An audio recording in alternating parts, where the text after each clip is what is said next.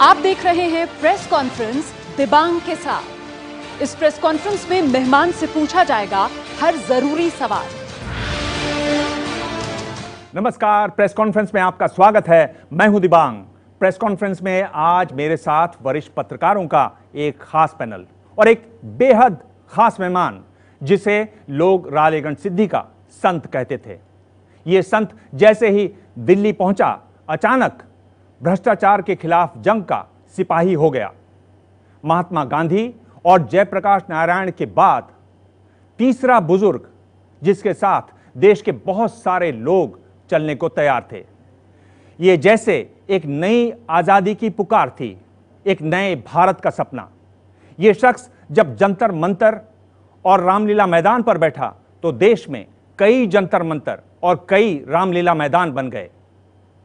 कांग्रेस के किले में सबसे निर्णायक दरार इसी ने पैदा की, जिसकी वजह से नरेंद्र मोदी दिल्ली तक पहुंचे। नरेंद्र मोदी को दिल्ली में रोकने वाले अरविंद केजरीवाल नाम के तूफान को इसी दिए ने पैदा किया। हमारे साथ आज खास मेहमान अन्ना हजारे। अन्ना जी, आपका स्वागत है। आपसे सारे जरूरी सवाल होंगे, लेकिन उससे पहले देखते हैं ये खास रिपोर्ट।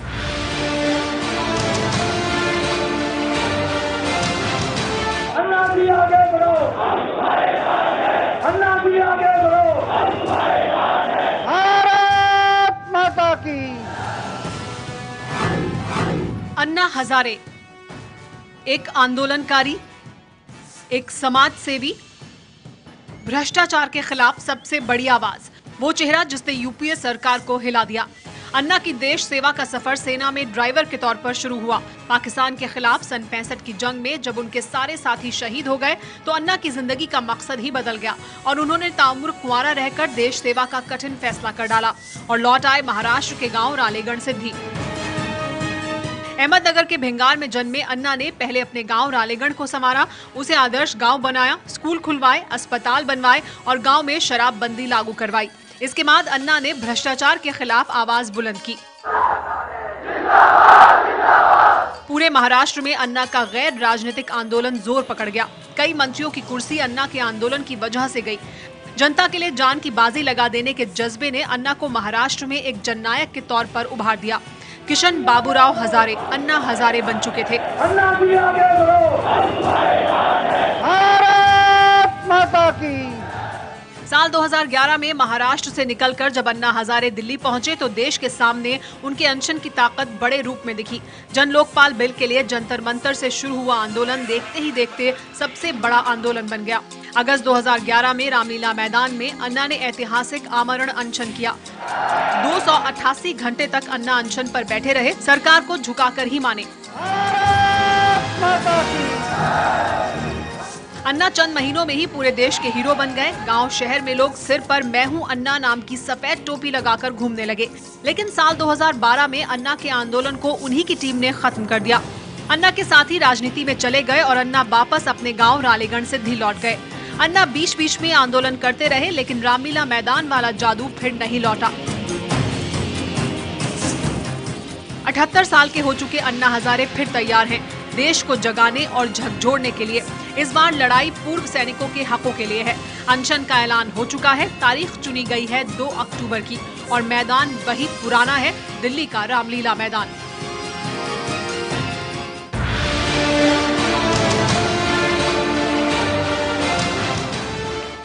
अन्ना जी, पुरानी तस्वीरें आप देख रहे थे। मैं आपसे ये पूछ रहा हूं कि 15 अगस्त यानी आज से करीब 4 साल पहले आपने बहुत बड़ा आंदोलन किया दिल्ली में। क्या बदला इन 4 सालों में? अभी तक कोई बदलाव नहीं है। ऐसा लगा था कि आंदोलन से पूरा देश जाग गया है। वो क्यों जगा था कि पहली सरकार उसमें भ्रष्टाचार बढ़ गया था, मंत्री भी भ्रष्टाचारी बन गए थे। उसके कारण हर आदमी को जीना मुश्किल हो रहा था। भ्रष्टाचार के कारण महंगाई बढ़ रही थी, पारिवारिक लोगों को भी जीना मुश्किल हो रहा था। तो लोग चाहते थे कि कोई इसको पर्याय मिले। और उसके बाद में जो अभी इलेक्शन हुआ था, तो जो बदलाव आ गया उसका कारण ये है कि पहले सरकार में लोगों के आशाएं समाप्त हुई थी कि इसमें से कुछ अभी मिले होगा नहीं, कुछ ना कुछ तो अच्छा पर्याय देना चाहिए। और ये नई सरकार जब आई तो उन्होंने बहुत आश्वासन दिए और लोगों को लगा कि अभी परिवर्तन आएगा। उन्होंने ये भी कहा कि हम अच्छे दिन लाएंगे, लेकिन 4 साल बीत गए आंदोलन के बाद और ये परिवर्तन होकर 1 साल 2 महीना बीत गए, कोई अभी तक परिवर्तन नहीं आया। अन्ना, एक परिवर्तन ये भी आया कि जब आप पहले यहाँ आते थे तो बहुत बड़ी भीड़ रहती थी, बड़े बड़े नारे रहते थे। अब वो नारे भी नहीं दिखाई दे रहे, उतनी भीड़ भी नहीं दिखाई देती आपके आने से। अब आप खुद को किसके सहारे पाते हैं? भीड़ और नारे से देश नहीं बनेगा। हम तो ये भीड़ और नारे कितने सालों से सुन रहे हैं। हर इलेक्शन आता तो इतने भीड़ लग जाती है कि जिला स्तर पर, ब्लॉक स्तर पर पूरे ग्राउंड के ग्राउंड भर जाते हैं, नारे लगते हैं। लेकिन हुआ क्या देश में? सिर्फ भीड़ बढ़ाकर नहीं होगा, एक गर्दी बनकर काम नहीं बनेगा। दर्दी लोगों की जरूरत है, दर्दी, और उसके खोज में हम लोग लगे हैं। अभी जैसे मैं एक संगठन बनाया था, उसमें भी मेरे नाम का दुरुपयोग करने वाले लोग मुझे नजर आ गए। 2 से 52 तहसील के पूरी कमेटी बर्खास्त कर दी। ऐसी भीड़ मुझे नहीं चाहिए। और अभी नया संगठन जो खड़ा हो रहा है कि स्टैम्प पेपर पर एफिडेविट करके देना, मैं किसी राजनीति में नहीं जाऊंगा, मैं मेरे चरित्र को संभालूंगा, मैं मेरे देश के लिए ये सब कुछ करूंगा, मैं समाज और देश की सेवा करूंगा। तो ये गर्दी नहीं, दर्दी लोग। पर आपको क्या लगता है कि नरेंद्र मोदी जो प्रधानमंत्री बने हैं, कुछ नहीं बदला, नरेंद्र मोदी प्रधानमंत्री बन गए? अभी तो कुछ दिखाई नहीं देता। अभी मैं घूमता हूँ देश में, हर लोग बोलते हैं कि आशा बड़ी रखी थी कि अच्छे दिन आएंगे, लेकिन कुछ आया नहीं। जितने आश्वासन दिए थे, आश्वासन, पहले तो ये आश्वासन दिया था कि विदेश का काला धन है 100 दिन के अंदर लाएंगे, और वो पैसा हम लाएंगे और हर आदमी के बैंक अकाउंट में 15 लाख रुपए इकट्ठा करेंगे। तो लोग भूल गए, 15 लाख रुपए इकट्ठा होने वाले। सामान्य लोग तो उनको ऐसे लगा कि 15 लाख रुपए तो वोटिंग कर दिया है। अभी 15 रुपया भी जमा नहीं हुआ है। वही बात हुई 1 रैंक 1 पेंशन। जब ये इलेक्शन चल रहा था, आश्वासन दिया कि हम सत्ता में आते हैं तो 1 रैंक 1 पेंशन लागू करेंगे जल्दी से जल्दी। अभी तक नहीं हुआ। भूमि अधिग्रहण बिल, ये आश्वासन दिया हम अगर सत्ता में आ गए तो जो किसान पैदावारी करता है उसको 1 रुपया खर्चा आता है लागत, तो हम 1.5 रुपया देंगे। अभी तक नहीं हुआ। भ्रष्टाचार के लड़ाई को हम प्राथमिकता देंगे। लोकपाल और लोकपाल कानून पड़ा है, अमल नहीं है। भ्रष्टाचार की आपने बात की, भ्रष्टाचार पर लोग इस्तीफा मांग रहे हैं। अन्ना, लोग इस्तीफा मांग रहे हैं वसुंधरा राजे का, लोग इस्तीफा मांग रहे हैं मध्य प्रदेश के मुख्यमंत्री शिवराज चौहान का, लोग इस्तीफा मांग रहे हैं सुषमा स्वराज का। प्रधानमंत्री कुछ बोल नहीं रहे हैं। मैं आपसे सीधा सवाल पूछ रहा हूं, आपकी क्या राय है? क्या इन लोगों को इस्तीफा दे देना चाहिए और एक जांच होनी चाहिए? आप इस बारे में क्या सोचते हैं? नहीं, उसकी जांच होना जरूरी है। पर क्या इस्तीफा होना चाहिए? जांच पूरी होने तक? इस्तीफा के बारे में मैं नहीं कहूंगा। आपकी क्या राय है? हमारी राय है कि जांच तो होनी चाहिए। मैं तो ये कहूंगा कि शासकीय जांच नहीं, न्यायालयीन जांच होनी चाहिए। न्यायालय की तरफ से जांच होनी चाहिए, तो सही इंक्वायरी होगी और दोषी है उनको पनिशमेंट मिलेगा। पर आप इस्तीफे की मांग का समर्थन नहीं कर रहे हैं? इस्तीफा अगर मुझे पता नहीं ना अभी कि वो सही दोषी है नहीं है, जब ये इंक्वायरी होगी तो उसमें साबित होगा ये दोषी है नहीं है। पर अन्ना जी, लोग कह रहे हैं कि आप राजस्थान के मुख्यमंत्री हैं, आप मध्य प्रदेश के मुख्यमंत्री हैं, आप केंद्र में नेता हैं, तो आप अगर इस्तीफा देंगी तभी सही जांच होगी, वरना आप पद पर बने रहेंगे तो जांच पर असर पड़ेगा। इसलिए आप इस्तीफा दीजिए, साफ होते हैं तो लौट कर आइए बाइज्जत। एक है, अगर इन्होंने शासकीय इंक्वायरी नियुक्त की फिर भी लोग शांत हो जाएंगे कि अभी इंक्वायरी शुरू होगी। न्याय व्यवस्था सर्वोच्च व्यवस्था है इस देश की। आज हमारा देश चला है वो न्याय व्यवस्था के आधार पर चला है। अगर न्याय व्यवस्था के माध्यम से इंक्वायरी हो गई तो काफ़ी फर्क आ जाएगा। पर अन्ना, मुझे याद है कि जब आप रामलीला मैदान में थे, आप कहते थे कि मैंने महाराष्ट्र में इतने विकेट ले लिए, इतने मंत्रियों को उड़ा दिया। अब आपने अपना सुर बदल दिया लगता है। अब आप नहीं चाहते कि इस्तीफा हो, आप चाहते हैं कि पहले जांच हो। आपने क्या अपने आप को बदला है इसमें? नहीं, उसमें एक है ना, मैं पहले इस्तीफा नहीं मांगा, मैं न्यायालय के माध्यम से उनकी जांच किया और जब दोषी थे तो उनको इस्तीफा देना पड़ा। मेरा मूल प्रश्न ये है, कुछ लोग आपसे जुड़ते हैं आकर, आप उन पे भरोसा भी कर लेते हैं, आप उनको अपनी सेना का सिपह सलार भी बना लेते हैं, खुद पीछे हो जाते हैं। अचानक वो सिपह सलार उनकी कुछ उनके एम्बिशंस जाग जाते हैं, कुछ राजनीतिक उनके नए नए सपने उनको आने लगते हैं, वो भाग जाते हैं। तो क्या ये कहीं कहीं विश्वासघात आपको लगा ये हुआ? क्या इससे आपकी मूवमेंट जो है, जो भ्रष्टाचार के विरुद्ध है, वो कमज़ोर हुई है? और दूसरा सवाल मैं ये पूछना चाह रहा हूँ कि मुझे कहीं कमज़ोरी वो नज़र आ रही है जब आपने एफिडेविट लेने की बात कर दी। तो मुझे लगता है कि ज़ुबान से ज़्यादा तो कोई चीज़ है नहीं, तो अगर आप एफिडेविट लेके भी कोई मुकर जाए तो फिर आने वाली मूवमेंट का क्या होगा? अगर एफिडेविट है, मैं कोर्ट में जाऊंगा, इनको खींचूंगा कोर्ट में। कोर्ट तो लड़ाई ताउम्र चलती रहती है इसमें। लेकिन 2-4 कोर्ट में खींचा तो बाकी को सब दिमाग जगह पर आ जाएगा। आप बहुत देर आप किनारा रखा हुआ था आपने, आप केजरीवाल से नहीं मिल रहे थे, अचानक आपने उनसे मिलने का तय कर लिया, मीटिंग हुई भी, कहा गया बड़ी सौहार्दपूर्ण मीटिंग हुई, तो ये सब क्या दर्शाता है? अभी क्या है, मैं आने के बाद महाराष्ट्र सदन में उतर जाता हूँ और आने वाले की इतनी भीड़ होती है मिलने के लिए, हैं, उसमें अलग अलग प्रकार के लोग होते हैं।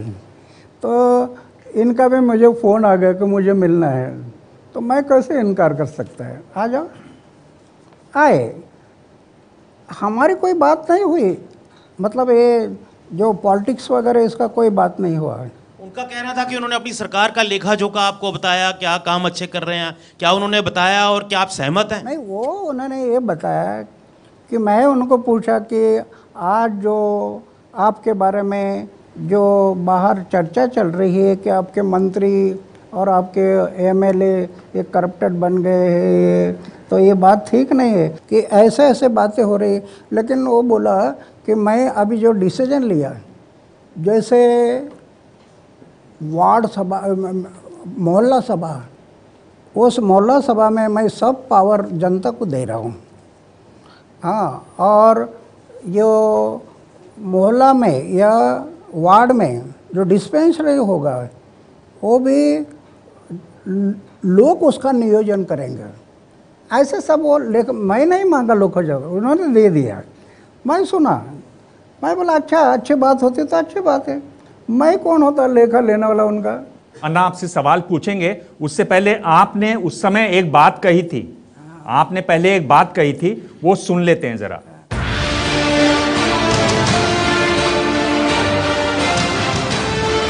सिस्टम बदलना चाहिए, व्यवस्था बदलना चाहिए, व्यवस्था परिवर्तन होना चाहिए, इसलिए ये लड़ाई है। अरविंद जी ने आपको बताया व्यवस्था परिवर्तन के बाद वो बदलाव जब तक नहीं आएगा तब तक परिवर्तन नहीं होगा। मैं कल भी आपको बताया था, मैं कोई पक्ष और पार्टी नहीं निकालूंगा, मैं इलेक्शन नहीं लड़ूंगा, लेकिन देश की जनता के लिए एक पर्याय देने के लिए मैं राजी हो गया, क्योंकि वीके सिंह साहब और इन जैसे ज्येष्ठ लोगों ने कल अपील किया और मुझे बड़ा वो अच्छा लगा कि ये सब वरिष्ठ लोग कह रहे हैं, तो ये पर्याय देना पड़ेगा।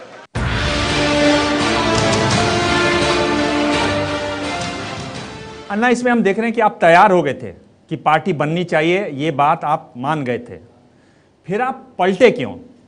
फिर आप पीछे क्यों हटे इस बात से? नहीं, उसका कारण हुआ ना, जो पार्टी बना रहे हैं, मैंने एक प्रश्न किया था अरविंद को, अब पार्टी निकाल रहे हैं, निकालो।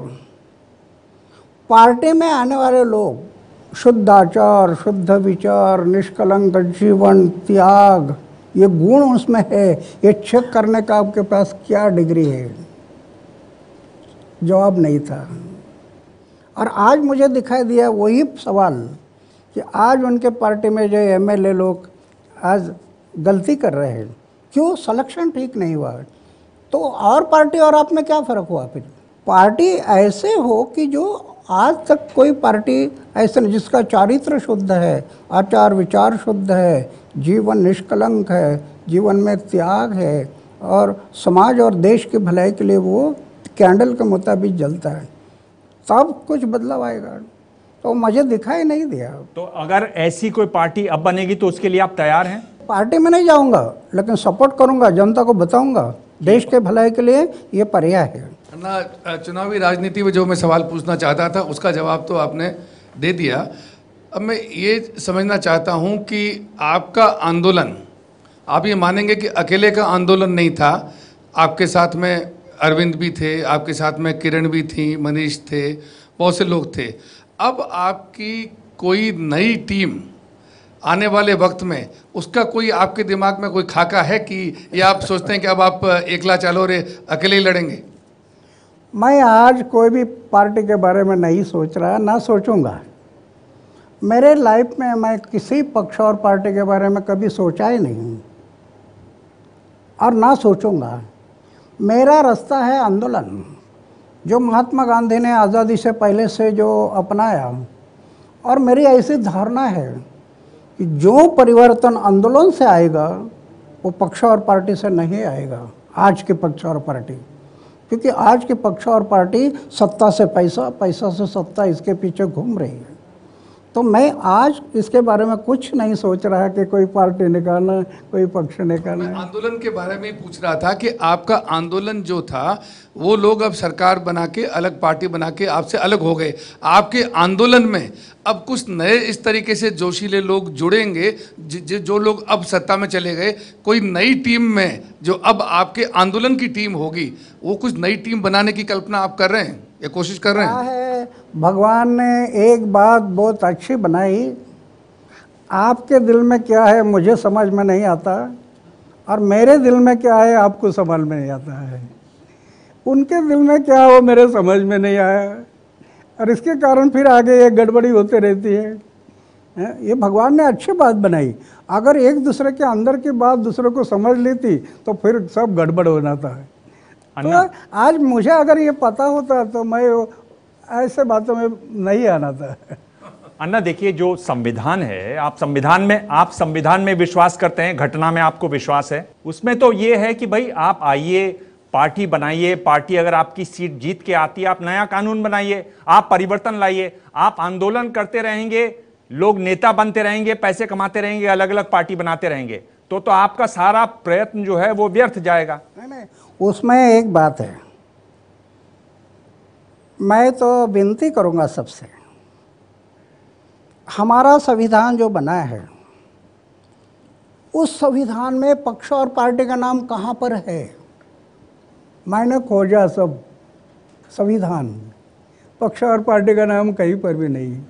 संविधान ये कह रहा है भारत का कोई भी इंडिविजुअल नागरिक चुनाव लड़ सकता है और वो इंडिविजुअल नागरिक खुद खड़ा हो सकता है या जनता उसको खड़ा कर सकती है। समूह पार्लियामेंट में पक्ष और पार्टी का समूह नहीं जाएगा, ये आपका संविधान में कहीं पर भी नहीं है। पर आपने व्यवस्था देखी है? व्यवस्था तो यह है कि पार्टी बनती है, वो जीत के आती है, वो कानून बनाती है। व्यवस्था तो ऐसी है पर आपकी, और कई 60 सालों से 62 सालों से ऐसी व्यवस्था है। यही व्यवस्था जो चली है, मेरी धारणा है, आप लोग कैसे जान, मुझे पता नहीं, हो सकता है कि ये मेरी गलती भी होगी या आप मुझे पागल भी कहेंगे, लेकिन मेरी ऐसी धारणा है कि आज के सब इलेक्शन चल रहे हैं ये संविधान के विरोध में चल रहे हैं। 1952 में पहला इलेक्शन हो गया, उसी टाइम पर सभी पक्ष और पार्टियां बर्खास्त होनी चाहिए थी, नहीं हुई। और पहले इलेक्शन कमीशन था, उन्होंने ऑब्जेक्शन लेना था कि संविधान में पक्ष और पार्टी का नाम नहीं है, आप इलेक्शन नहीं लड़ा सकते, नहीं हुआ, आज तक चल रहा उसी मुताबिक। अन्ना, मेरा सवाल आपसे ये है कि क्या आपके साथ जो लोग भी जुड़े उन सबकी अपनी राजनीतिक महत्वाकांक्षा थी, चाहे वो अरविंद केजरीवाल हों, मनीष सिसोदिया हों, जनरल वीके सिंह हों या किरण बेदी हों। आपको लगता है कि इन सभी लोगों ने अपनी राजनीतिक महत्वाकांक्षा के लिए आपका इस्तेमाल किया, आप इस्तेमाल हुए, ये आगे बढ़े? और दूसरी चीज़, क्या आपका जो आंदोलन का मंच था वो बस नए नेताओं को बनाने का मंच बन के रह गया? अभी ये मैं कैसे कहूँ कि उन्होंने मेरा दुरुपयोग कर लिया है ये इलेक्शन के लिए? मैंने बताया ना उनके दिल में क्या था, ये मुझे समझ में नहीं आया। भगवान ने जो बनाया है कि उनके दिल में क्या था, मैं पता नहीं, कारण भगवान ने वो बातें ऐसी बनाई कि उस एक दूसरे के दिल की बात दूसरे को समझ में नहीं आती। उनके दिल में क्या मेरे समझ में नहीं आया। अभी वो मुझे महसूस हो रहा है, इसके कारण मैं नया रास्ता ढूंढा कि पक्षार पार्टी नहीं निकालूंगा, जो लेकिन आंदोलन में आने वाले लोग शुद्ध आचार शुद्ध विचार के स्टैम्प पेपर पर एफिडेविट करके दे दो, मैं राजनीति में नहीं जाऊंगा। नहीं, अभी आपको क्या लग रहा है कि इन लोगों ने इस्तेमाल किया आपका? अब आपको ये लग रहा है कि जब वो राजनीति में चले गए, मंत्री बन गए, सरकार में चले गए, तो ये लग रहा है कि इन लोगों ने आपका इस्तेमाल किया? नहीं, मैं ये नहीं कह सकता। मैं कैसे कह सकता कि मेरा इस्तेमाल है? ये मैं तो एक फकीर आदमी है, मंदिर में रहता हूँ, ना धन ना दौलत ना सत्ता ना पैसा। ये तो बड़े लोग हैं, तो मेरे सामान्य लोगों का इस्तेमाल किया, ऐसे मैं कैसे कर सकता हूँ? अन्ना जी, मेरा सवाल आपसे ये है कि अभी जब योगेंद्र यादव, प्रशांत भूषण सब लोग अलग हुए, आम आदमी पार्टी से अलग हुए, तो प्रशांत भूषण ने यह आरोप लगाया कि अरविंद केजरीवाल तानाशाह की तरह व्यवहार करते हैं। आपका इस बारे में क्या कहना है? क्या है कि अभी देख रहे ना, 15 दिन से हमारी संसद नहीं चल रही है।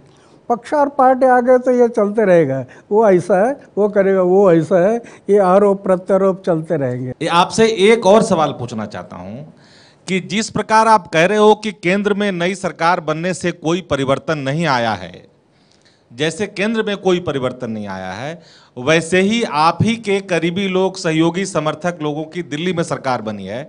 क्या आपको दिल्ली में कोई परिवर्तन दिखाई दे रहा है? ये पहले मेरे सहयोगी थे, पक्ष में जाने पार्टी में जाने से मेरे सहयोगी नहीं, वो तो पार्टी के लोग बन गए। अब ये आपके सहयोगी नहीं है? नहीं, आज मेरा उनका क्या ताल्लुकात है? अच्छा। ना मैं उनसे कभी मिलता हूँ, ना मैं उनसे कभी फ़ोन करता हूँ। नहीं, लेकिन अभी कहा गया कि दिल्ली सचिवालय में आप जाने वाले हैं और सरकार के कामकाज की समीक्षा करने वाले हैं, आप देखें। ना, ये गलत है, मैं ही जाना ना है, मैं क्यों जाना? 2013 में आप जन लोकपाल को लेकर रालेगांव सिद्धि में आप आंदोलन कर रहे थे, अनशन पे बैठे हुए थे, तो वीके सिंह और गोपाल राय की वजह से आपने गोपाल राय को अपने मंच से जाने का ऑर्डर कर दिया था। अच्छा, वीके सिंह बीजेपी में चले गए, केंद्र के मंत्री हैं। गोपाल राय अभी दिल्ली में आम आदमी पार्टी में हैं, तो वो दिल्ली के मंत्री हैं। केंद्र की सरकार जन लोकपाल पे अब तक उसने कोई ठोस कदम नहीं उठाया है, लेकिन दिल्ली सरकार ने जन लोकपाल पे काम शुरू कर दिया है। तो जो 2013 में हुआ था, उस संदर्भ में अब आपकी वीके सिंह और गोपाल राय के बारे में क्या राय है? नहीं, उसमें मेरी राय ये है, गोपाल राव पार्टी में गए थे,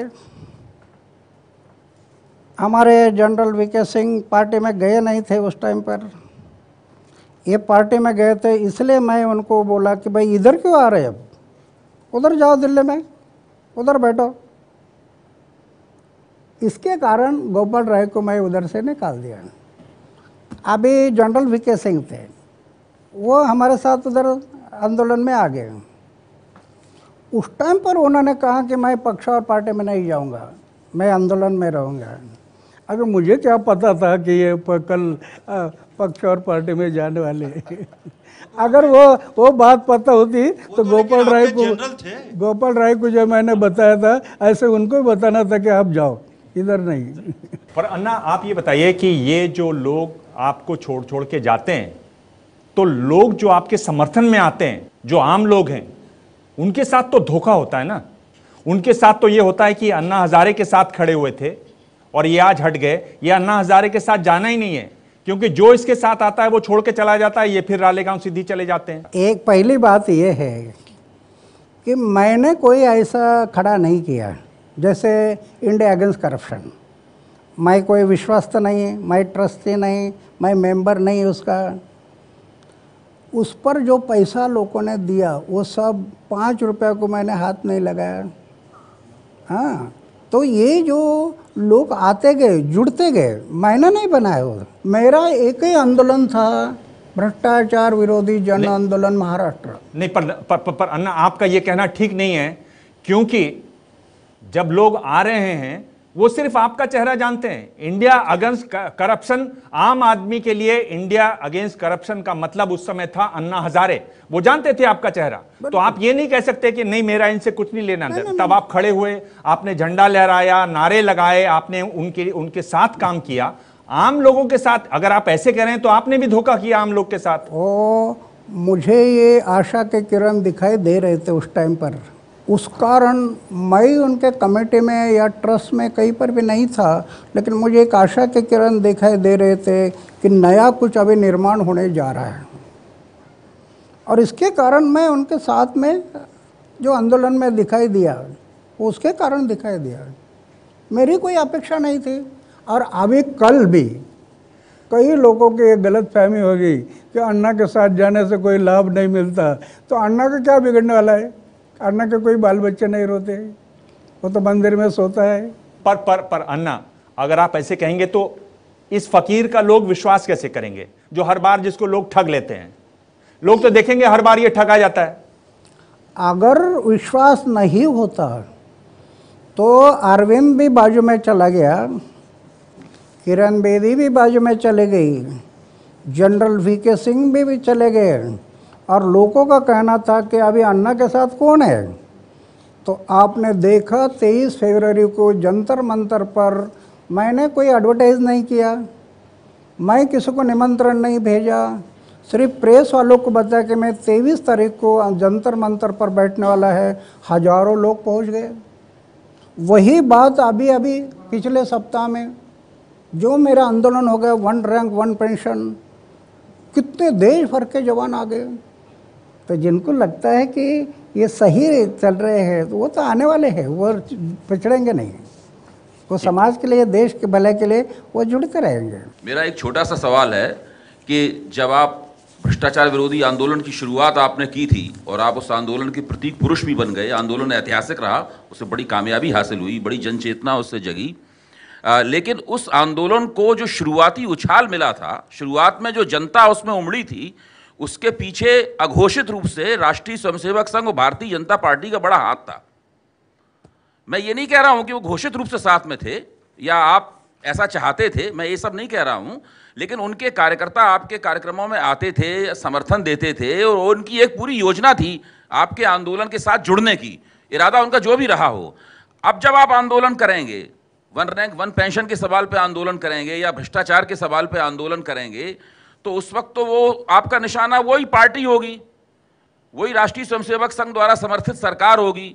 तब आपके आंदोलन को वो शुरुआती उछाल कौन देगा? कहां से आएगी जनता? मैं ये कहना चाहता हूँ, मैं भगवान को मानता हूँ और भगवान को साक्षी रखकर मैं कहूँगा कि हमारे आंदोलन में कोई बीजेपी का कार्यकर्ता आया और मैं देखते हुए चुप रहा, ऐसा कभी हुआ नहीं, होगा भी नहीं। मैं तो अघोषित रूप से कह रहा हूं, मैं कह रहा हूं वो जो कर रहे थे वो अघोषित रूप से कर रहे थे। हाँ, तो मुझे अगर पता होता तो जैसे बाकी लोगों को, कई लोगों को मैं निकाल दिया, उनको भी उधर से जाना था। सवाल आपके ऊपर इल्जाम नहीं है कि आपने उन्हें नहीं निकाला। मैं ये कह रहा हूं कि कोई भी आंदोलन जब चलता है तो उसमें जनता की जरूरत होती है, भागीदारी की जरूरत होती है, कुछ राजनीतिक शक्तियों की घोषित अघोषित समर्थन की आवश्यकता होती है, भले ही वो झंडे के साथ अपने ना आए। तो उस वक्त उन लोगों ने वो भूमिका अदा की थी। हो सकता है मेरे में वो कमी हो सकती है, इसको मैं इनकार नहीं कर सकता। क्यों? कि मेरे पास कोई धन नहीं, मेरा कोई बैंक बैलेंस नहीं। एक मंदिर में सोने का एक बिस्तर है और खाने का प्लेट है, तो उसमें कमियां रह सकती है। आज भी मैं घूमता हूँ, जब मुझे कोई टिकट भेजता है तब मैं जाता हूँ। ऐसी स्थिति है, लोगों को पता नहीं है।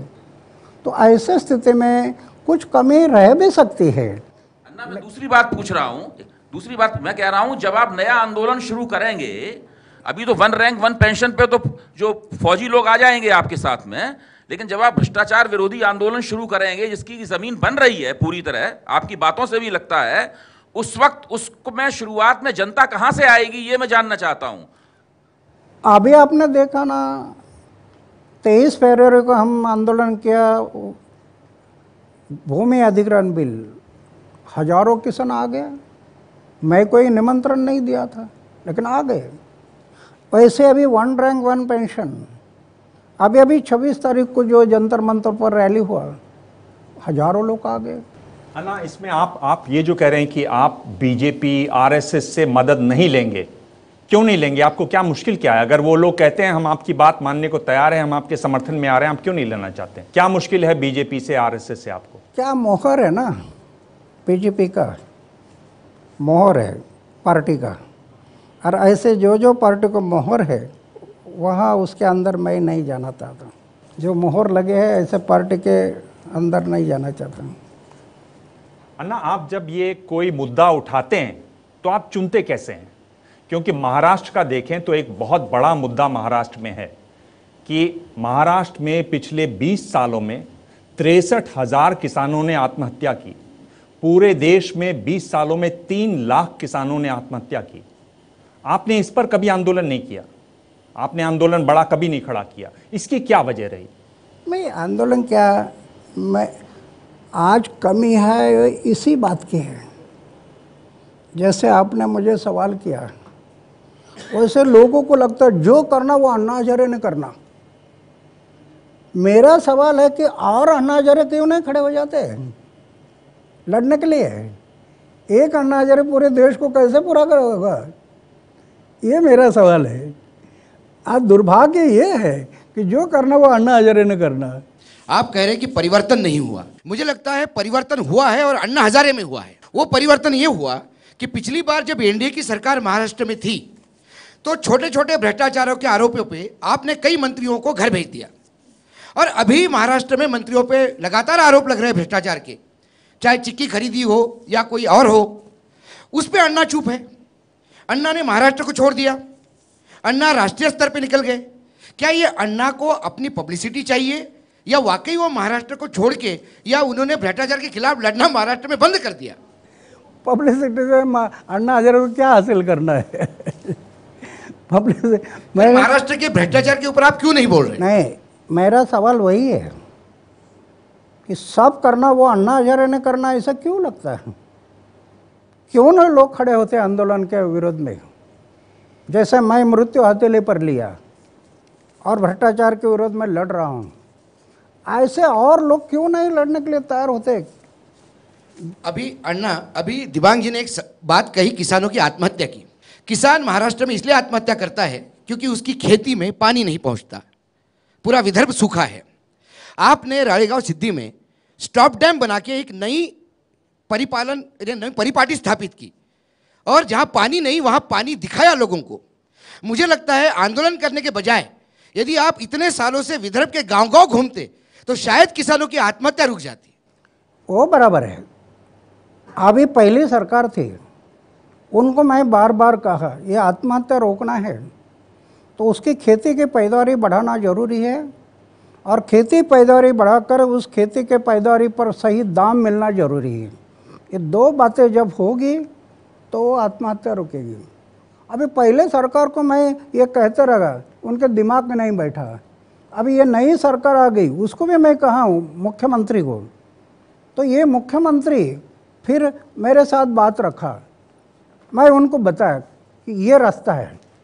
अभी उसने शुरू किया। महाराष्ट्र के सारे ही मुख्यमंत्री आपके चरणों में बैठते हैं, ये बात तो सभी को पता है, चाहे विलासराव देशमुख थे या कोई थे, सभी आपको हैंडल करते थे। मेरे पास क्या है, ये है कि वो कभी कभी आंदोलन से डरते, इसके कारण होता है। अन्ना, मेरा आपसे सवाल है कि रालेगण सिद्धि आपका गांव है, आदर्श गांव आपने उसको बनाया, महाराष्ट्र में इस तरह के और सैकड़ों आदर्श गांव क्यों नहीं बने? वो एक ही गांव तक क्यों रुक गया ये एक्सपेरिमेंट? यही मेरा कहना था। मैं अभी भारत सरकार को भी कह रहा हूँ, हमारे सरकार को भी कह रहा हूँ, आदर्श गांव सिर्फ पैसे से नहीं बनेगा, और आदर्श गांव की जो संकल्पना है सिर्फ पक्के रोड बनाना और भवन खड़ा करना और 3 मंजिल का पंचायत की बिल्डिंग बनाना, ये आदर्श नहीं। बिल्डिंग की ऊंचाई जब बढ़ते बढ़ते जाती है ऊपर, उस टाइम पर इंसान की विचारधारा नीचे आनी चाहिए। आज रालेगंज सिद्धि में क्या हुआ, गांधी जी कहते थे देश बदलने के लिए गांव बदलना है, लेकिन गांव बदलने के लिए गांव का आदमी बदलना है। वो आदमी कैसे बदलता है ये हम लोग करके दिखा है। अभी इनको कह रहे हैं कि इरिगेशन है, एजुकेशन है, एग्रीकल्चर है, सब डिपार्टमेंट के ट्रेनिंग सेंटर है, लेकिन लीडरशिप ट्रेनिंग कहाँ है देश में? और जब तक लीडरशिप खड़ा नहीं होगी, लीडरशिप, तब तक ये आदर्श गांव नहीं बनेगी। सिर्फ पैसे से आदर्श नहीं होगा, लीडरशिप। कौन लीडरशिप? शुद्ध आचार, शुद्ध विचार, निष्कलंक जीवन, त्याग, ऐसे लीडरशिप। वो जब खड़े, और मैं इनको बार बार कह रहा हूँ कि ऐसे लीडरशिप खड़े जब तक नहीं होगी तब तक ये काम नहीं बनेगा। सुनते हैं लेकिन करते नहीं। अन्ना, अभी आपने बातचीत में बार बार कहा कि आप फ़कीर हैं, आप मंदिर में रहते हैं, आपके पास पैसे नहीं है। क्या आपको ये अंदाज़ा नहीं है जब आप आंदोलन करते हैं कि आपके पास कितनी ताकत है, कितना पावर है? अगर वो पावर और ताकत आपकी सच्चाई या आपकी सादगी की नहीं होती तो रामलीला मैदान में इतनी भीड़ न जुटती। और जब हो गई, जब आपको पता है कि आपके नाम में पावर है, तो ये जो भीड़ जुटी थी वो तो आम आदमी थे। आपके नेता को छोड़कर जो अभी नेता बन गए हैं, लीडर बन गए हैं, वो आम आदमी थे। वो आपसे क्या उम्मीद लगाए? आपने उस आंदोलन को छोड़ क्यों दिया?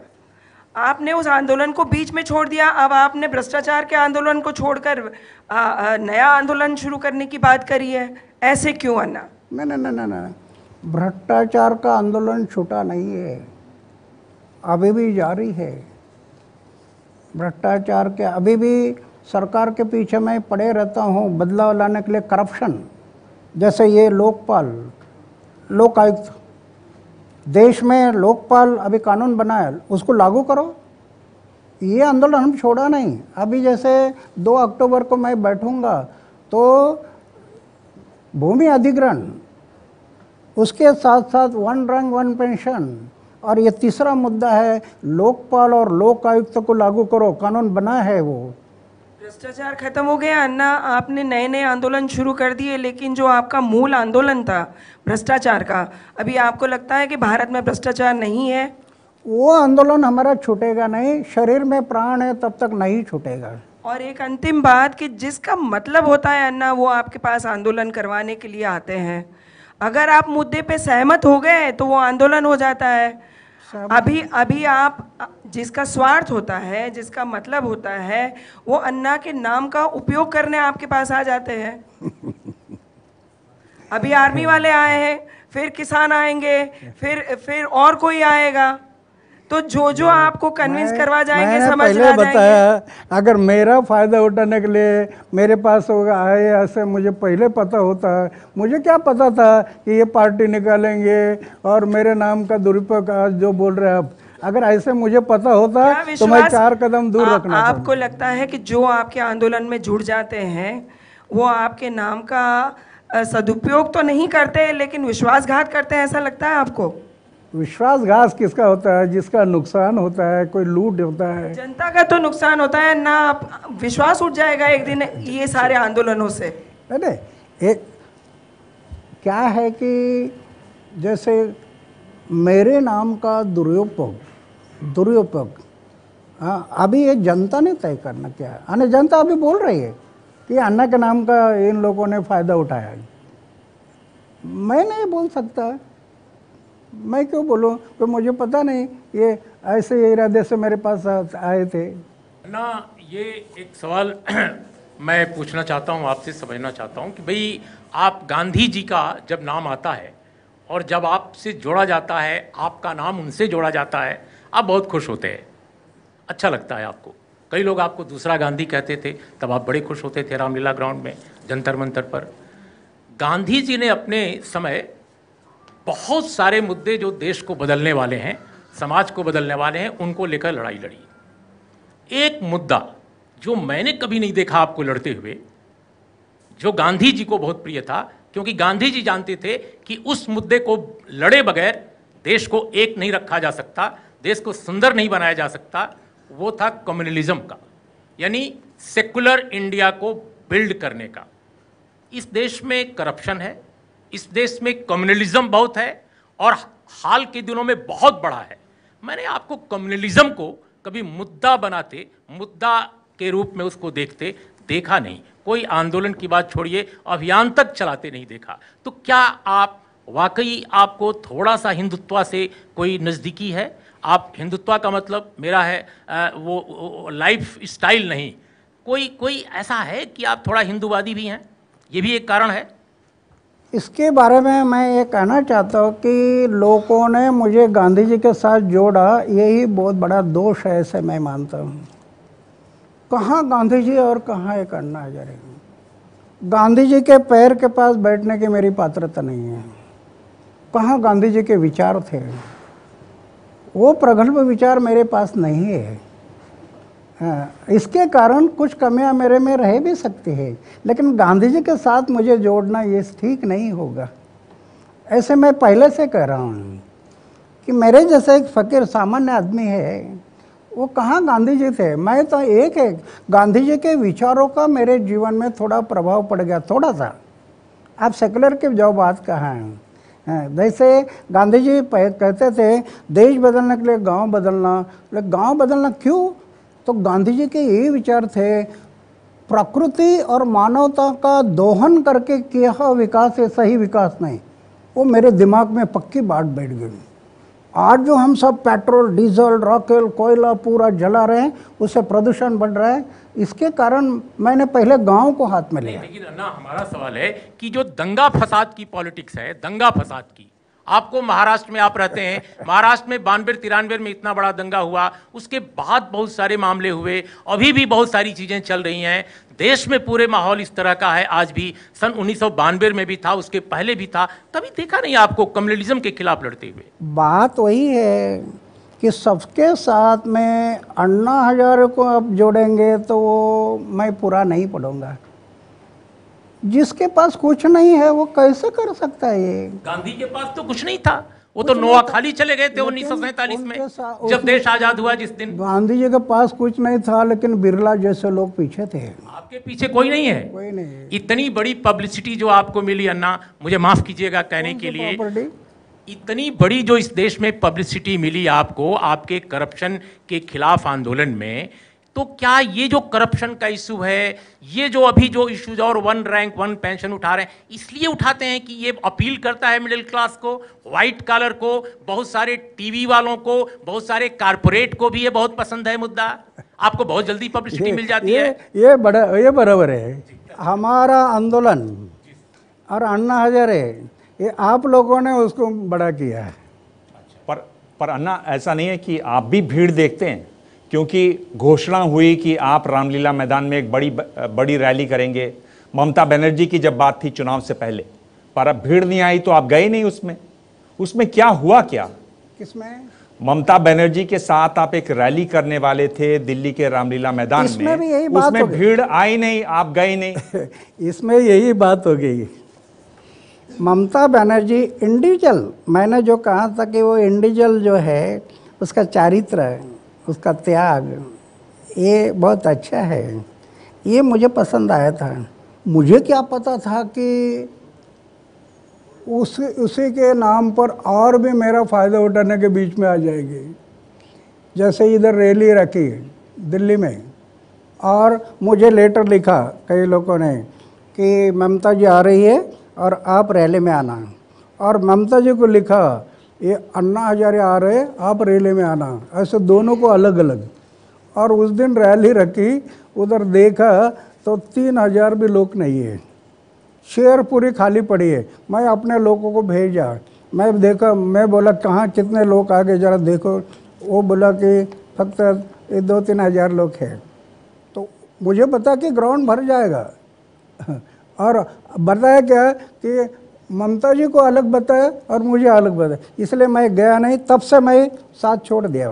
पर आप ये कह रहे हैं कि अगर ममता बनर्जी आपको कलकत्ता में बुलाएंगे तो अन्ना हजारे कलकत्ता जाएंगे ममता बनर्जी की भरी रैली को देखने के लिए? नहीं जाऊंगा, क्योंकि अभी उनके भी एमपी फंस गए हैं, तो अभी नहीं जाऊंगा।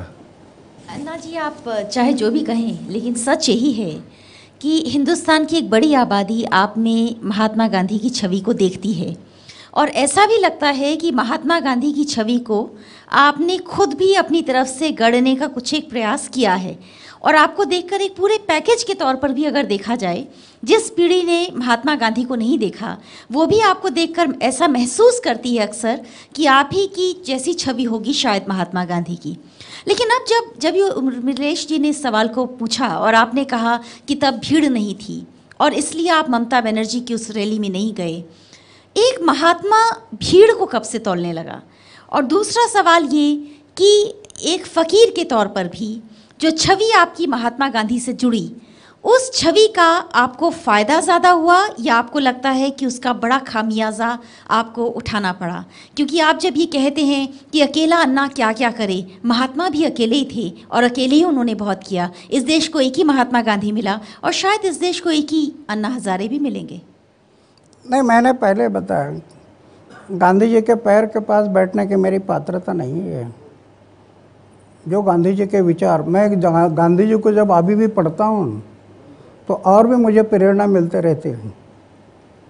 तो कहाँ गांधी जी के विचार और कहाँ अन्ना हजारे। हाँ, एक हुआ कि गांधी जी के विचारों का थोड़ा सा प्रभाव मेरे जीवन में हो गया, तो मैं कुछ पथ्य संभालने का प्रयास किया।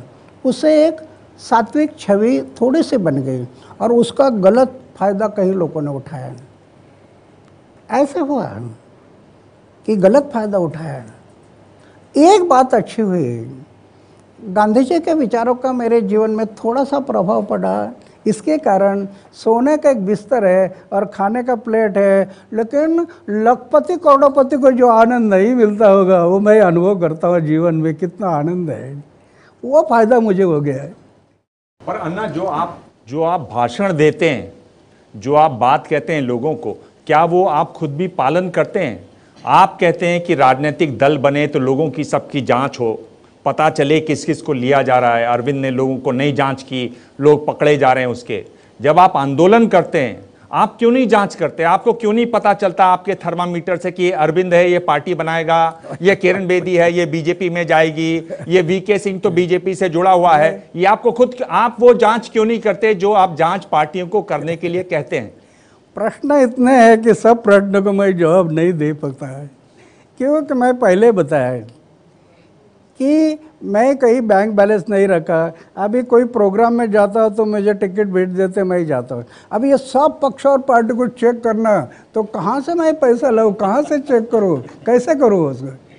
अगर 2011 का आंदोलन जब खड़ा हुआ था, अगर मुझे ये साथ मिलती तो तब से मैं संगठन खड़ा करना शुरू करना था। लोग खड़े हो गए थे, पूरे देश खड़ा हो गया था, और उस टाइम पर लोगों का विश्वास भी इतना बढ़ गया था।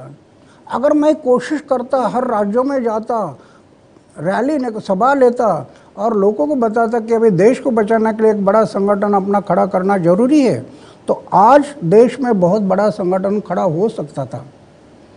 लेकिन मेरी ये कमजोरी के कारण, मेरे पास कहीं बैंक बैलेंस ना होने के कारण मैं कर नहीं पाया उसको।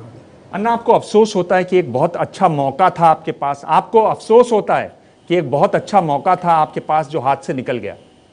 जी हाँ, मुझे महसूस होता है। हम देश को और भी आगे बढ़ाने के लिए, और ख़ास तौर पर युवा, इतना युवक रास्ते पर उतर गए, लाखों युवक रास्ते पर उतर गए। युवा शक्ति एक राष्ट्र शक्ति है। ये युवा शक्ति जाग जाए तो कल का भविष्य दूर नहीं, समाज और देश का। मैं एक युवक था 25 साल का, गांधी जी के विचारों का, विवेकानंद के विचारों का प्रभाव पड़ा। इतना 25 साल की उम्र में यंग होते हुए आज कुछ कर पाया। तो ये युवक अगर या इसे संगठन खड़ा होता देश में, तो आज आज़ादी का अर्थ स्वराचार लगाकर चलने वाले लोगों पर जनशक्ति का दबाव निर्माण करना जरूरी था। अन्ना, जब आप अब रालेगण सिद्धि में आप अकेले बैठ के जब सोचते होंगे, आपको क्या लगता है कि आपके अंदर भी कोई कमजोरी रही कि आप इतने जो युवा सड़क पर उतरे, इतनी उम्मीद से आपके साथ उतरे और आप उसको सही जगह नहीं ले पाए, उस शक्ति को नहीं ले जा पाए? है कि हो सकता मेरे में कमजोरी होगी, मैं इनकार नहीं कर सकता है, लेकिन मेरी कमजोरी मुझे नज़र नहीं आती। दूसरे ने बताना चाहिए कि आपकी ये कमजोरी है, तब समझ में आती। वो दूसरे भी नहीं बता रहे और मेरी कमजोरी मुझे समझ में नहीं आ रही, इसके कारण भी थोड़ी गड़बड़ी हो सकती है। अन्ना जी, दिबांग ने अभी पूछा तो उसी के सिलसिले में थोड़ा सा मिलता जुलता है कि 2011 से जो भ्रष्टाचार के खिलाफ जो आंदोलन हुआ उसमें बहुत लोग जुड़े, बहुत लोगों ने बहुत कुछ गलत किया, बहुत लोगों से बहुत कुछ गलती हुई होगी, आपने भी बहुत कुछ शायद गलत किया होगा, बहुत कुछ गलती भी आपसे हुई होगी। 2 महीने बाद आप एक और बहुत बड़ा जन आंदोलन छेड़ने वाले हैं, 1 रैंक 1 पेंशन पे। तो जनता हिंदुस्तान की कैसे यकीन करेगी कि पिछली जो गलतियां हुई है उससे आप क्या सीखे हैं और उसको किस तरह से सुधारने की कोशिश कर रहे हैं? मैंने तो एक सीख बहुत अच्छी सीखी, गलती हुई होगी वो मैं इनकार नहीं कर सकता, लेकिन उस आंदोलन के बाद देश में जो जागृति आ गई, करोड़ों रुपया खर्चा कर कर भी जो जागृति नहीं आनी थी वो आ गई। लोग खड़े होने लगे, बोलने लगे, कुछ ना कुछ रास्ते पर निकलने लगे, ये क्या कम नहीं है। तो ये मैं उस आंदोलन के जो सफलता मानता हूँ कि आज लोग खड़े होकर बोल रहे हैं। वो तो खैर वक्त बताएगा कि 2 अक्टूबर के बाद से मतलब क्या गलती हुई और उससे दोबारा से जो आंदोलन छेड़ा गया उसमें कैसे सुधारा गया। लेकिन जो गांधी जी की जो बात बार बार आप बोल रहे हैं, आज़ादी के बाद से अगर हम आपको पूछें कि आज़ादी के बाद गांधी जी, नेहरू, जो आज़ादी के आंदोलन के जो नेता थे जो जुड़े हुए थे, उसके बाद जो नेता हिंदुस्तान में पैदा हुए, जो लोग सत्ता चलाते हैं, इनमें से किसी को आप कोई आदर्श या किसी भी तरह से कोई अच्छा नेता मानते, या आपको लगता है कि हर पार्टी का हर नेता एक ही तरह से, एक ही रंग से मिला हुआ है कि किसी पे कोई भरोसा नहीं किया जा सकता? नहीं, मेरे सामने आदर्श है, लाल बहादुर शास्त्री जी का है। अरे मंत्री होते हुए अपने डिपार्टमेंट का रेल का एक्सीडेंट हुआ और इस्तीफा दे रहे, और आज भ्रष्टाचार दिखाई देता है। आपने तो अभी मांग नहीं की उन मंत्रियों के खिलाफ कि इस्तीफा दे जिनके खिलाफ अभी करप्शन के चार्जेस हैं, तो आपने तो नहीं कहा कि उनको इस्तीफा देना चाहिए। तो फिर अगर लाल बहादुर शास्त्री ने इस्तीफा दिया एक रेलवे एक्सीडेंट पे, तो जिनके खिलाफ करप्शन के इतने बड़े घंघोर चार्जेस हैं उनको क्यों नहीं इस्तीफा देना चाहिए? आपका प्रश्न है कि आज के लीडर में कौन दिखाई देता है, वो मैं कह रहा हूँ कि लाल बहादुर शास्त्री कि उनका चारित्र, उनके आचार, उनके विचार, उनका त्याग, उनका अपमान करने की शक्ति, ये जब मैं देखता हूँ तो सही नेता ये लाल बहादुर शास्त्री। ऐसे नेता हमारे देश में आते हैं तो ये देश बहुत आगे जाना था। जयप्रकाश नारायण को ये वही पूछ नहीं, नेता जो राजनीति में जो नेता है। पर अन्ना इनका सवाल यही है कि अगर आप लाल बहादुर शास्त्री को बड़ा मान रहे हैं, तो अब ये जो नेता हैं जिन पर आरोप हैं, क्या आरोप लगने पर ही उनको इस्तीफा नहीं दे देना चाहिए? सरकार भी तो उन्हीं के लोगों की है। नैतिकता, नैतिक मूल्य को संभालते हुए अगर आरोप होता है तो इस्तीफा देना चाहिए, नैतिकता को संभाल कर। सुषमा स्वराज को इस्तीफा देना चाहिए? हाँ, सुषमा स्वराज को इस्तीफा देना चाहिए? नहीं, सुषमा स्वराज में जो लोग आरोप करते हैं, अगर नैतिक मूल्य आप संभालना चाहते हैं तो देना चाहिए, नहीं संभालना चाहते तो आपकी मर्जी है। तो आप ये कह रहे हैं कि ये जो 3 लोग हैं, चाहे वसुंधरा राजे सिंधिया हों, चाहे शिवराज चौहान हो या सुषमा स्वराज हो, ये नैतिकता के आपके पैमाने पर 0 हैं? नहीं, मैं ऐसा कैसा कह सकता। मेरे सामने जो आदर्श है लाल बहादुर शास्त्री है, उस नैतिक मूल्य को संभालते हुए अगर ऐसा किया तो आपकी इमेज बढ़ती है, कम नहीं होती। समाज में इमेज बढ़ती है। वो आप ये कह रहे हैं कि अगर ये इस्तीफा देंगे तो इनकी इमेज बढ़ेगी। मैं आपसे पूछ रहा हूं, आपने जो आंदोलन खड़ा किया अन्ना, उसका सीधा फायदा नरेंद्र मोदी को हुआ? लोगों में जो गुस्सा था वो आप सामने लाए, नरेंद्र मोदी ने उसका लाभ उठाया। नरेंद्र मोदी को आप कैसे आंकते हैं, कैसा काम कर रहे हैं नरेंद्र मोदी? मैं नहीं कह सकता, लेकिन मैं जब घूमता हूँ तो लोग बताते हैं कि आपका फ़ायदा नरेंद्र मोदी को मिल गया है। ऐसे लोग कहते हैं, मुझे क्या पता किसको फ़ायदा मिला नहीं मिला, लेकिन लोग कह रहे हैं कि आपका ये आंदोलन हो गया, इसके कारण नरेंद्र मोदी को लाभ मिला। मैं बोला मिला तो अच्छे है, मैं तो शुरू में बड़े अपेक्षा से देख रहा था और ये लोग भी सब बोल रहे थे कि अच्छे दिन आएंगे, तो मैं भी 8 महीना कुछ बोला नहीं। मैं बोला अच्छे दिन आने वाले हैं, कुछ बोलना नहीं। लेकिन अभी 1 साल 2 महीना बीत गए, वो अच्छे दिन दिखाई नहीं दे रहे। फिर तो आपने नुकसान करवा दिया मनमोहन सिंह का। आपने मनमोहन सिंह का नुकसान करवाया, नरेंद्र मोदी का फायदा करवा दिया। मनमोहन सिंह का नुकसान नहीं करवाया, वो लोग गए, अच्छा गए, मैं ऐसे मानता हूँ। इतना करप्शन बढ़ गया फिर भी चुप बैठे। क्या बलिदान की याद रखेंगे? नहीं रखेंगे हम। इतनी बड़ी कुर्बानी हुई। अरे भगत सिंह, सुखदेव, राजगुरु फांसी जा रहे हैं, फांसी का तख्ता देख रहे हैं, फिर भी घोषणा चालू थी, इंकलाब जिंदाबाद, वंदे मातरम, भारत माता की जय। और अंग्रेजों को कह रहे थे इस जन्म के क्या, अगले जन्म की फांसी दे दो। किस लिए? हमारे आज़ादी के लिए। तो उनको याद रखेंगे? नहीं रखेंगे हम। पर अन्ना, जो आप बात कह रहे हैं मौन, तो आजकल हमारे प्रधानमंत्री मोदी जी भी हैं। मोदी जी को भी लोग कह रहे हैं कि ये तो मौन मोदी हैं। मोदी जी को भी लोग कह रहे हैं कि ये तो मौन मोदी हैं, बोलते नहीं हैं, मौन में हैं आपके प्रधानमंत्री, नए प्रधानमंत्री भी। वो जब मौन में रहते हैं तो वो भाषा जनता को समझ में आती है। जब मौन में, मैं आंदोलन में कई बार मौन किया, तो मैं जब मौन में जाता था तो मेरी भाषा सरकार को समझ में आ जाती और कई प्रश्न छुड़ा देते। मेरा मौन और प्रश्न छुटते सरकार के दर में। तो कभी कभी मौन की भाषा कई लोगों को समझ में आती है। तो आपको लगता है कि प्रधानमंत्री को, नरेंद्र मोदी को मौन रखना चाहिए, आप ऐसा कह रहे हैं? मन की बात कहते हैं ना, ऐसी जन की बात भी कहो ओपन।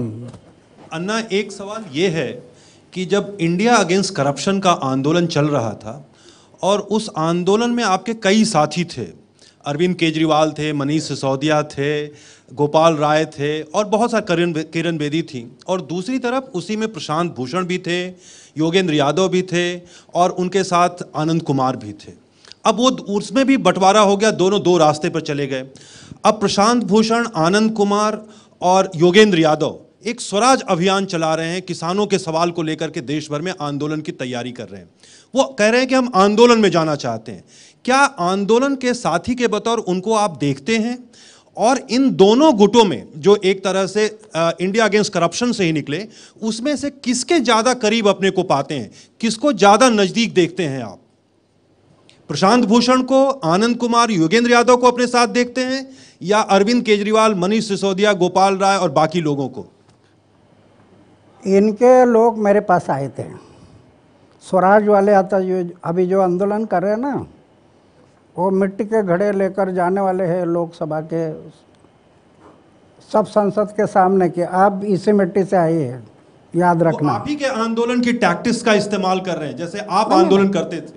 वो जब मेरे पास आए तो मैं सबको प्रश्न किया, आप जो ये आंदोलन शुरू कर रहे हैं, क्या अरविंद की नकल तो नहीं होगी? तो मैंने पूछा उनको।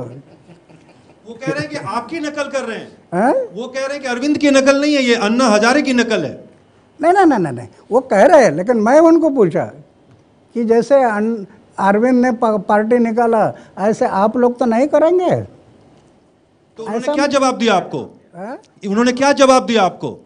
जवाब भी आप बताइए। बोले हम नहीं करेंगे ऐसा। तब आप उनके साथ जाएंगे? जब तक यकीन नहीं होगा तब तक नहीं। आप उनके साथ नहीं जाएंगे? यकीन जब तक नहीं होता तब तक नहीं। हाँ, एक है, अभी पक्ष और पार्टी में नहीं ना, समाज और देश के भले के लिए कुछ करते हैं ना। मुझे जब लगता है कि जो अच्छा काम हो रहा है तो कुछ मैं थोड़ा सपोर्ट कर सकता, लेकिन उनके साथ में नहीं। लेकिन वो आपके आंदोलन में आ जाए तो नहीं, ऐसे लोगों को आंदोलन में ये फॉर्म भरना पड़ेगा ना, एफिडेविट करके देना पड़ेगा, एफिडेविट करके देना पड़ेगा। फॉर्म भर कर दे दें तो आप उनके साथ रहेंगे? हाँ, एफिडेविट करके अगर दिया तो करेंगे। तो आप करेंगे? अगर वो गए पक्ष पार्टी में तो कोर्ट में खींचूंगा एक एक को। आपने कहा कि आपको इस बात का अफसोस है कि 2011 में जो आंदोलन खड़ा हुआ था, जिस तरह से लोग बाहर निकले थे, युवा वर्ग बाहर निकला था, अगर वो जारी रहता तो देश की सूरत बदल जाती, बहुत से लोग आंदोलन से जुड़ते।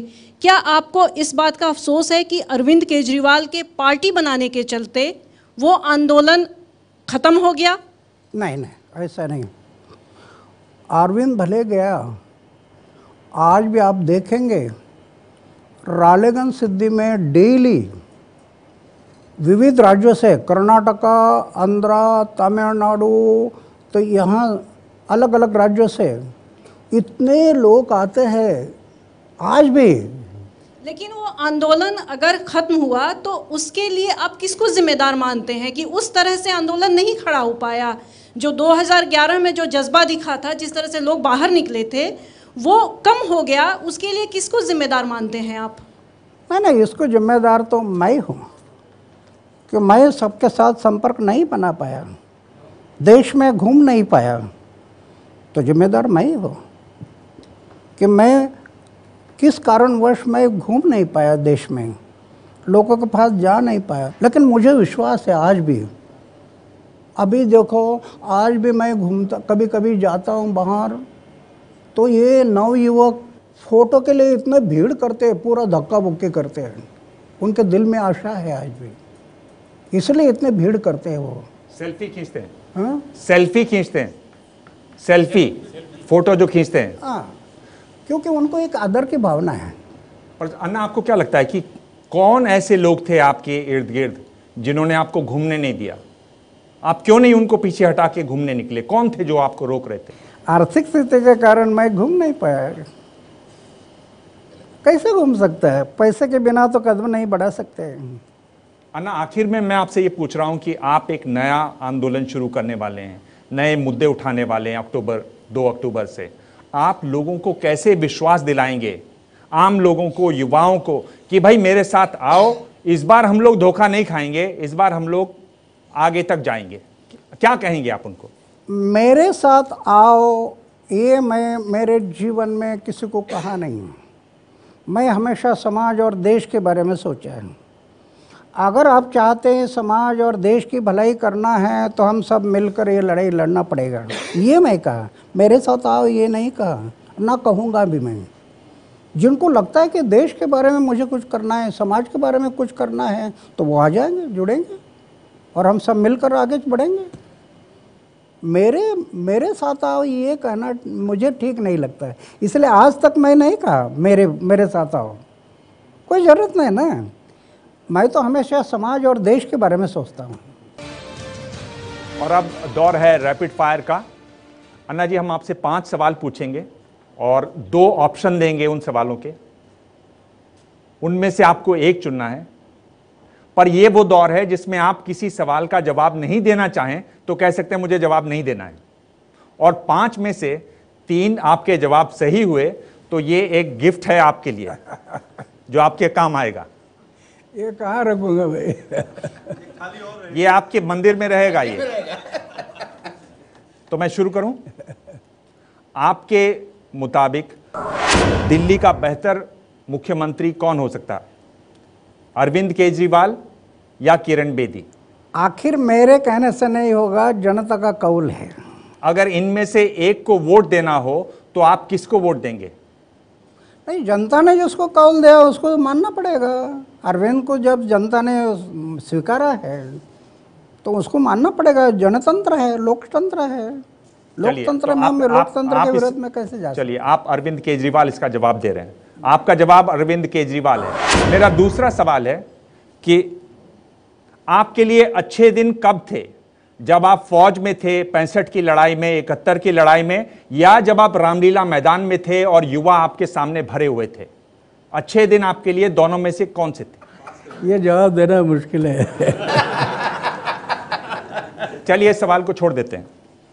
आपको अगला सवाल है, आपको हां या ना में जवाब देना है। क्या आपके घर वालों ने कभी आपके लिए शादी के लिए किसी लड़की को तय किया था? हाँ। चौथा सवाल है, क्या आप राष्ट्रपति बनना चाहते हैं? ना। अन्ना, देश का नेता कैसा हो, नरेंद्र मोदी जैसा या राहुल गांधी जैसा? दोनों जैसे भी नहीं।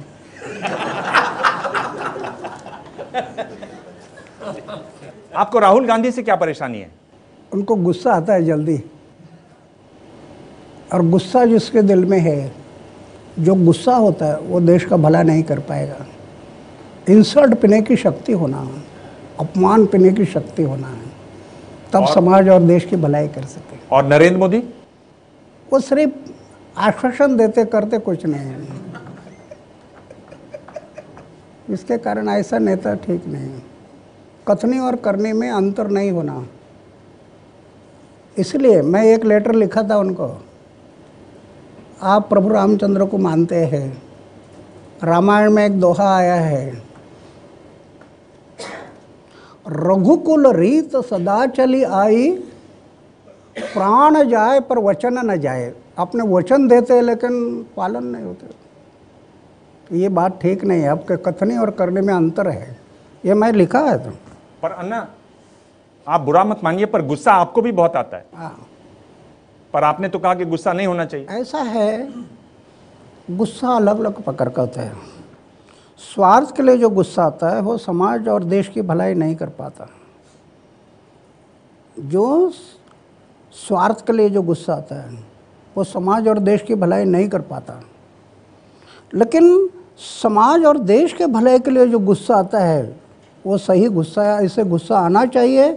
और बड़े बड़े को गुस्सा आ गया है, जैसे भगत सिंह ने बम तोड़ा, वो गुस्से के कारण तोड़ा, उसके कारण देश की भलाई हो गई।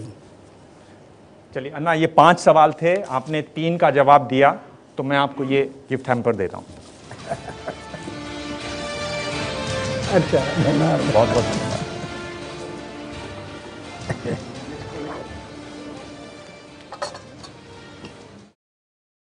तो अब इंतजार होगा 2 अक्टूबर का, जब अन्ना हजारे एक बार फिर दिल्ली में आंदोलन करेंगे। प्रेस कॉन्फ्रेंस में अगले हफ्ते एक और खास मेहमान। तब तक देखते रहिए एबीपी न्यूज।